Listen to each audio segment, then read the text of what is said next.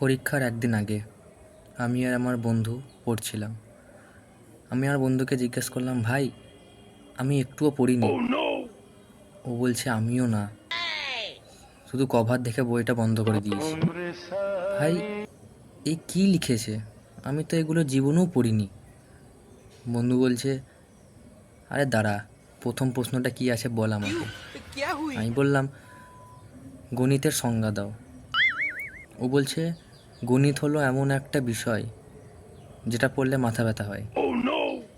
আমি বললাম, দ্বিতীয় প্রশ্ন লিখেছে বাংলা সাহিত্যের জনককে। বন্ধু বলছে, সহজ তো, লিখে দে আমার বাবা, ওর বাবা বাংলা শিক্ষক।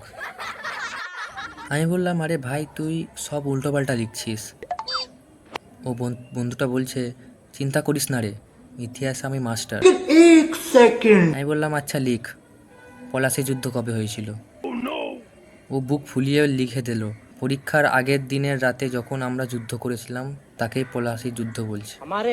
আমি বললাম, ভাই এইভাবে যদি লিখে যাই তাহলে গ্যারেন্টি ফেল করব। বন্ধু বলছে, চিন্তা করিস না রে, আবার পড়বো, আবার পরীক্ষা দেবো, যদি তাও না হয় ইউটিউবে শর্টস বানাবো।